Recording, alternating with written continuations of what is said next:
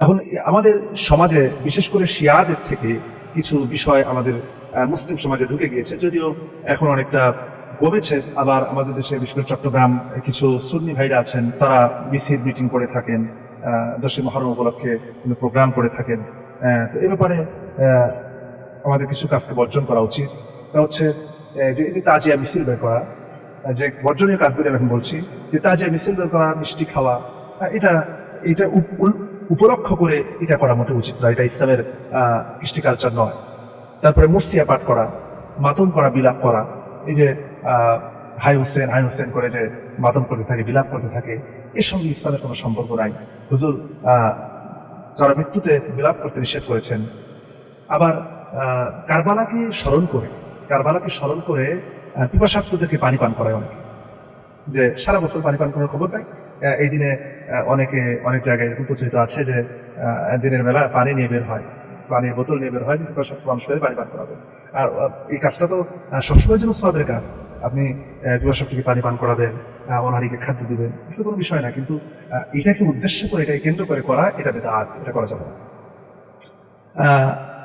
আপনি এমনিতেই আলোচনা সভা করতে পারেন, এখানে শিক্ষার জন্য, মুসলমানদের শিক্ষার জন্য আলোচনা হতে পারে, মাহফিল হতে পারে, মানুষকে দিনের শিক্ষা দেওয়া যেতে পারে। চ্যানেলটি সাবস্ক্রাইব করে আমাদের সঙ্গেই থাকুন। আশুরার তাৎপর্য, মুহররমের সাথে সম্পর্ক, আশুরা রোজার তাৎপর্য, ফজিলত, করণীয়, রোজার বিধান এবং এখানে বর্জনীয়, এবং আশুরা সম্পর্কে অনেকগুলি ভুল তথ্য আমাদের কাছে আছে, যেটি আমাদের জানা অত্যন্ত জরুরি। প্রথমে আসি আশুরার তাৎপর্য নিয়ে। আল্লাহ রাব্বুল আলামিন আমাদেরকে যে বছর, মাস, দিন এগুলি দিয়েছেন, এসব কিছু আল্লাহর পক্ষ থেকে অনেক বড় একটি নিয়ামত। আল্লাহ রাব্বুল আলামিন বলছেন, ওয়াল্লাযী জাআলাল লাইলা ওয়ান নাহারা খিলফাতাল লিমান আরাদা আন ইয়াযাক্কারা আও আরাদা শুকুরা।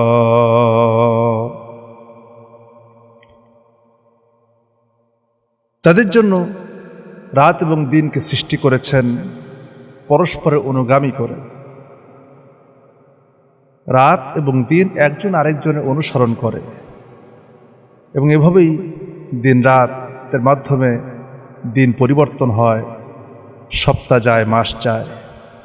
এবং এটি আল্লাহ তাআলা করেছেন আরাদা আইয়াদ্দাক্কারা আও আরাদা শুকুর, যারা চায় উপদেশ গ্রহণ করতে এবং শুকর গুজারকারী বান্দা হতে।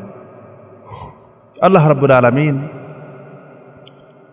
পৃথিবী সৃষ্টি থেকেই মানুষের জন্য 12টি মাস দিয়েছেন।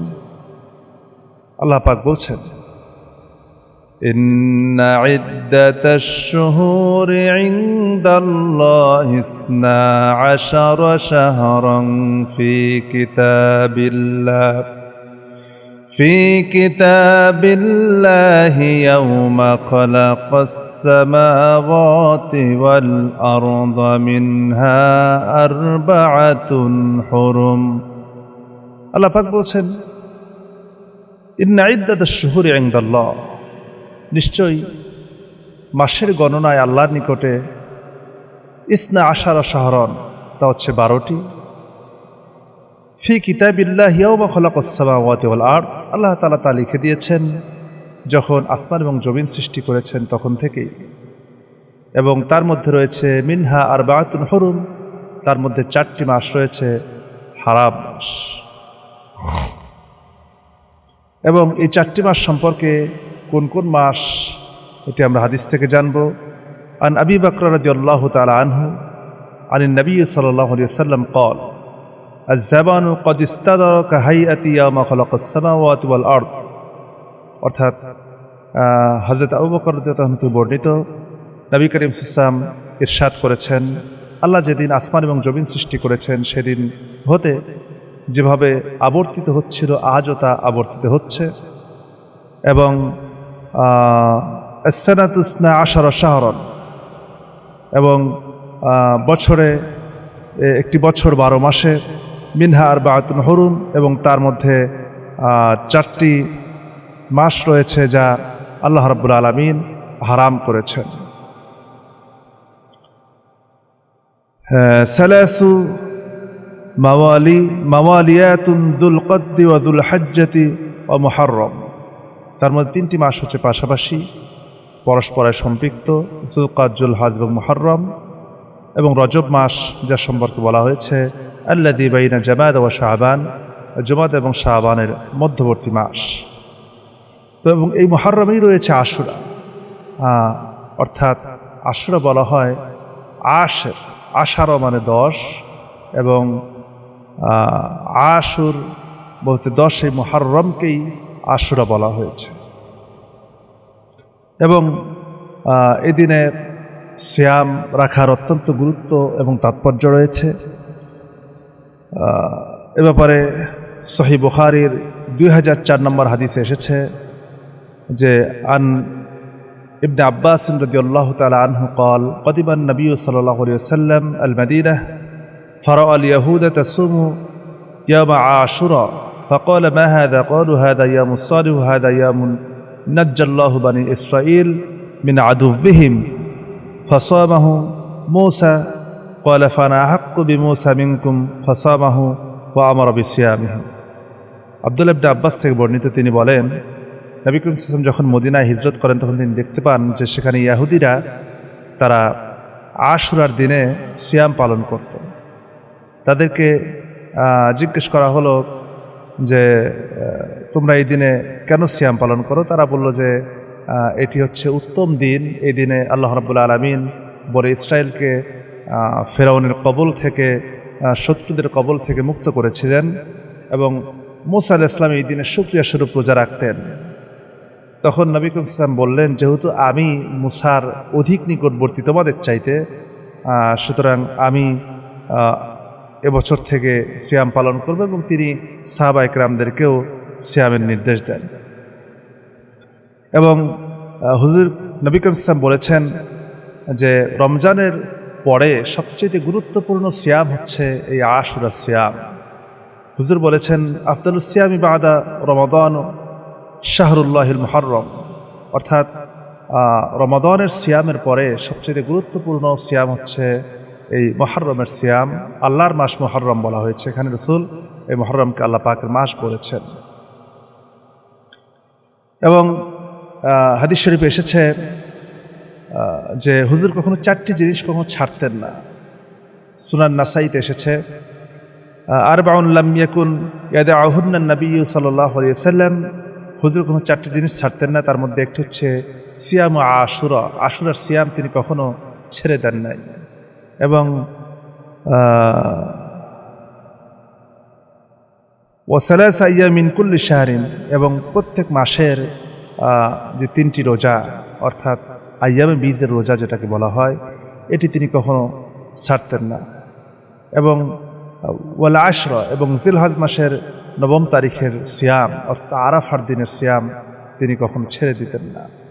এবং আরেকটি হচ্ছে ওয়ারাকাতাইনি ক্বাবলাল গাদা, অর্থাৎ ফজরের সালাতের পূর্বে যে সুন্নাত, এই সুন্নাতের অত্যন্ত গুরুত্বপূর্ণ সুন্নাত এটি, যা সফরের থাকা অবস্থাতেও এটি আদায় করতে বলা হয়েছে। এবং ফজরের সুন্নাত যদি ছুটে যায় সেখানে কাজার বিধানও রয়েছে, অত্যন্ত গুরুত্ব দেওয়া হয়েছে। সবচাইতে নামাজের ভিতরে যতগুলি সুন্নাত রয়েছে, সুন্নাত নামাজ রয়েছে, তার মধ্যে সবচাইতে বেশি গুরুত্বপূর্ণ হচ্ছে ফজরের 2 রাকাত সুন্নাত। এজন্য এটি কোনোভাবেই ছাড়া উচিত নয়।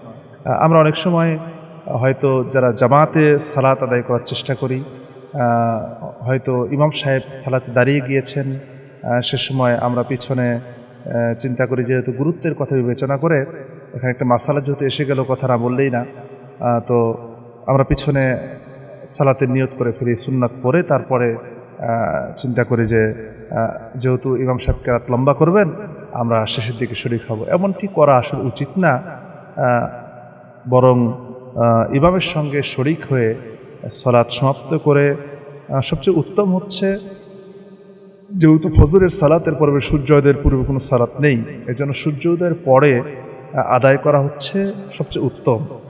আর যদি সম্ভব না হয়, কাজের ব্যস্ততা, বিভিন্ন সমস্যা থাকতে পারে, সকলের পরিস্থিতি সমান নয়, এজন্য হয়তো তিনি ফজরের সালাতের পরে যে স্থানে দাঁড়িয়ে তিনি ফজরের ফরজ আদায় করবেন, সেখানে ফরজ আদায় করার পরে কিছু দোয়া দুরূদ পড়ে তাসবিহ তাহলিল পড়ে তারপরে কাতার চেঞ্জ করে এসে অন্য জায়গায় 2 রাকাত সুন্নাত আদায় করতে পারেন। কিন্তু সাথে সাথেই দাঁড়িয়ে যাবেন, সুন্নাত পড়বেন, এটাও উচিত নয়, এটিও খেলাফে সুন্নাত, এটি মাথায় রাখতে হবে। এবং মুহররমের রোজার ফজিলত সম্পর্কে, আশুরার সিয়ামের ফজিলত সম্পর্কে হুজুর কারীম সাল্লাল্লাহু আলাইহি ওয়াসাল্লাম বলেছেন, আন্না নবী সাল্লাল্লাহু আলাইহি ওয়াসাল্লাম قال সিয়ামু ইয়াম আশুরা ইন্নী আহতাসিবু আলাল্লাহি আন ইউকাফিরা সানাতাল্লাতী ক্বাবলাহু। হুজুর বলেছেন, আশুরার একটি রোজা আল্লাহ তাআলা যদি কবুল করে নেন তাহলে আল্লাহ রাব্বুল আলামিন পূর্ববর্তী 1 বছরের গুনাহকে কাফফারা করে দেন। এখন অনেকেই কাফফারা মানে চিন্তা করতে পারেন, যদি একটা রোজা রেখে পুরো বছরের গুনাহ মাফ হয়ে যায় তাহলে আর এত আমল করে দরকারটা কি? বিষয়টি তা নয়। বিষয়টি হচ্ছে যে ছোট ছোট ভুল ত্রুটি যেগুলি হয়ে যায় ইমানদার হিসাবে আমল করতে যেয়ে যে ছোট ছোট ভুল হয়ে যায়, এই ভুলগুলিতে আল্লাহ তাআলা মূলত এই সকল নফল ইবাদতের মাধ্যমে পূরণ করে থাকেন, আল্লাহ তাআলা মাফ করে থাকেন। আশুরার দিনে করণীয় কি? আশুরার দিনে করণীয় হচ্ছে যে এই দিনটি আমাদের সিয়াম পালন করা, এটি সবচেয়ে উত্তম কাজ।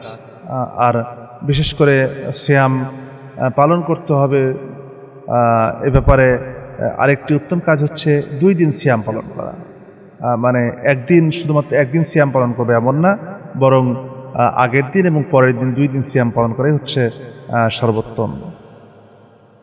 কেননা এখানে আব্দুল্লাহ ইবনে আব্বাস থেকে আরেকটি বর্ণনা এসেছে যে নবী করিম সাল্লাল্লাহু আলাইহি ওয়াসাল্লাম যখন আশুরার দিনে সিয়াম পালন করেন তখন এবং লোকদেরকে সিয়ামের নির্দেশ দেন, তখন সাহাবা একরাম বলেন, ইয়া রাসূলুল্লাহ, এই দিনে তো নাসারারা তাদের এই দিনকে সম্মান প্রদর্শন করে থাকে, এই দিনকে ইহুদিরা সম্মান প্রদর্শন করে থাকে।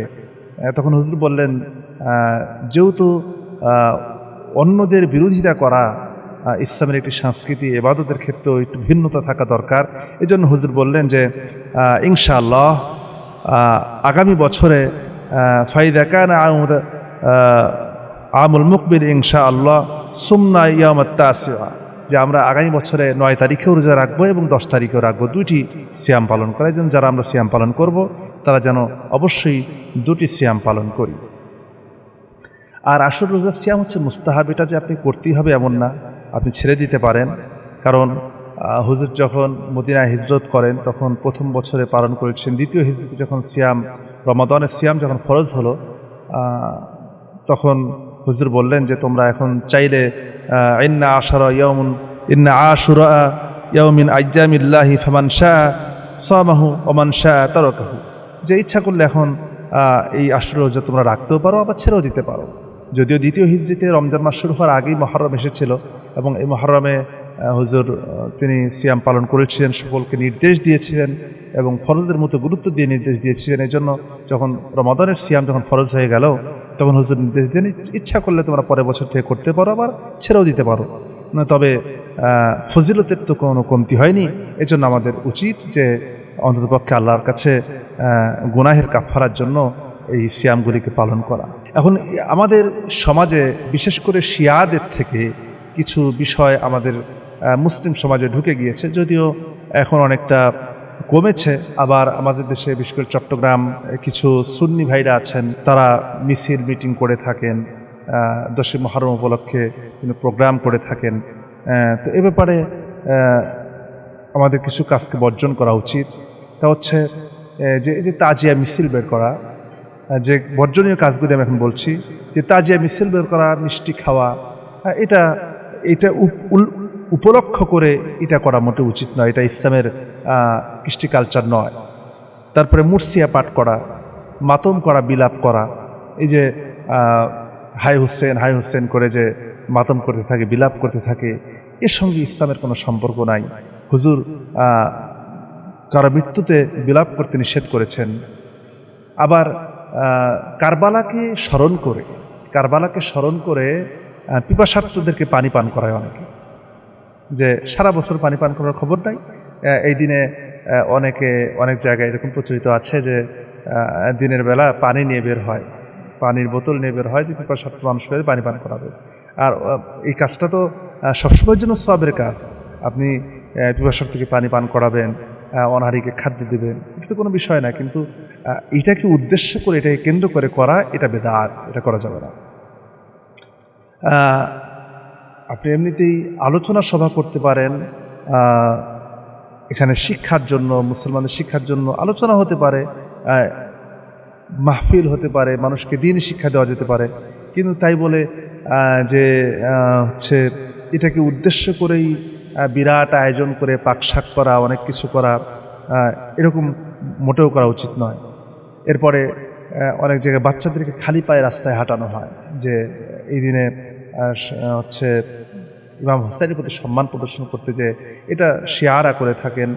ইরানের মুসলমান ভাইরা অনেকে যারা আছেন, শিয়াপন্থী, লেবাননে আছেন, বিশ্বের বিভিন্ন দেশে তারা এগুলি করে থাকেন।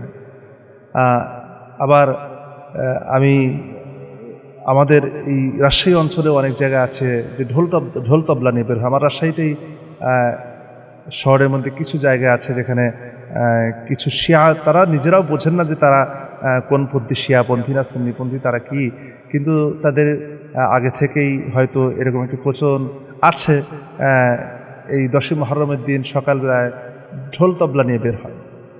তো এই যে এই কাজগুলি একদিকে মুসলমান হিসেবে করা উচিতই না, বরং এরকম কোনো কাজ দেখলে পরে তাদেরকে বোঝানো এবং তাদেরকে এর থেকে বিরত রাখা উচিত, এ ব্যাপারে আমাদেরকে চেষ্টা করা উচিত।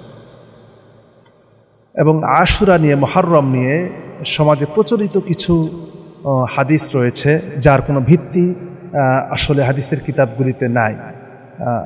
এখানে মানুষের মুখরোচক বর্ণনা, এরপরে এরকম কিছু বিষয় আছে, যেমন অনেকেই বলে থাকেন, রাসূল সাল্লাল্লাহু আলাইহি ওয়াসাল্লাম বলেছেন, যে ব্যক্তি মুহররমের প্রথম 10 দিন রোজা রাখবে, সে ব্যক্তি যেন 10,000 বছর যাবৎ দিনের বেলা রোজা রাখলো এবং রাত্রিবেলা ইবাদতে জাগতো। এরকম কোনো কথা মুহররমের 10 দিন রোজার ব্যাপারে হাদিসে নাই। এরপরে আবার আরও একটি বর্ণনা আছে, প্রচলিত কথা আছে, যে ব্যক্তি মুহররম মাসে রোজা রাখবে, আল্লাহ তাআলা তাকে প্রত্যেক রোজার পরিবর্তে 30 দিন রোজা রাখার সওয়াব দেবেন। মুহররম মাসে রোজা রাখলেই তাকে এক একটা রোজার জন্য 30টা রোজার সওয়াব দেবেন। এরকম কোনো কথা সহিহ হাদিসে পাওয়া যায় না। কিছু জাল বর্ণনা আছে। যে ব্যক্তি আশুরার দিন একটি রোজা রাখবে, সে 10,000 ফেরেশতা, 10,000 শহীদের, 10,000 হাজিদের সওয়াব পাবে। তো আমরা তো এই ইতিপূর্বে সহিহ হাদিস থেকে জেনেছি আশুরা রোজার ফজিলত, ওইটাই মূলত সহিহ বর্ণনা। এছাড়াও আরও কিছু প্রচলিত বর্ণনা আছে, যে ব্যক্তি আশুরার তারিখে স্নেহ পরবশ হয়ে কোনো এতিমের মাথায় হাত বুলাবে, আল্লাহ তাআলা ওই এতিমের মাথার প্রত্যেক চুলের পরিবর্তে তাকে বেহেশতে একটি করে দরজা প্রদান করবেন। আর যে ব্যক্তি উক্ত তারিখে সন্ধ্যায় রোজাদারকে খানা খাওয়াবে বা ইফতার করাবে, সে ব্যক্তি সমস্ত উম্মত মুহাম্মাদিকে খানা খাওয়ানোর সওয়াব পাবে। এরকম কোনো বর্ণনা কোথাও নেই। এরপরে ঘটনার দিক থেকে বলা হয় যে ঈসা আলাইহিস সালাম মুহররমের 10 তারিখে জন্মগ্রহণ করেছেন, এরকম কোনো বর্ণনা কোথাও নেই। এরপরে নূহ নবীর জাহাজ যদি পর্বতে থেমেছিল, বলা হয় মুহররমের 10 তারিখে। ইউসুফ আলাইহিস সালাম কারাগার থেকে মুক্তি পেয়েছিলেন, ইউনূস আলাইহিস সালাম মাছের পেট থেকে নাজাত পেয়েছিলেন, হাওয়া আলাইহিস সালাম এবং আদম আলাইহিস সালামের মিলন হয়েছিল। এই যে, এবং এই দিনে বিবাহ করা হারাম, এই যে প্রচলিত কিছু কথা, প্রচলিত কিছু বর্ণনা সমাজে অনেক বক্তারা মুখরোচকভাবে বলে থাকেন, এরকম কোনো বর্ণনা আসলে সহিহ হাদিস দ্বারা সাব্যস্ত নয়, প্রমাণিত নয়। সহিহ হাদিস কেন, এমনকি জয়ীফ হাদিস দ্বারা প্রমাণিত নয়, একেবারেই ভিত্তিহীন। ঘটনার ক্ষেত্রে জয়ীফ হাদিস, যেখানে হয়তো দু একজন রাবীর বর্ণনার দুর্বলতা আছে, সেই বর্ণনাগুলিও আমরা ঘটনার ক্ষেত্রে গ্রহণ করে থাকি, কিন্তু যেটার একেবারেই কোনো ভিত্তি নাই সেটাকে গ্রহণ করার কোনো সুযোগ নেই। কিন্তু হযরত মূসা আলাইহিস সালামের কওমকে আল্লাহ তাআলা মুক্তি দিয়েছিলেন, এটা সত্য। এখন এই দিনে যারা বিশেষ করে মাতম করে থাকেন, হাই হোসেন বলে যারা মাতম করেন, এগুলি মোটে উচিত নয়। এটি অত্যন্ত গর্হিত কাজ।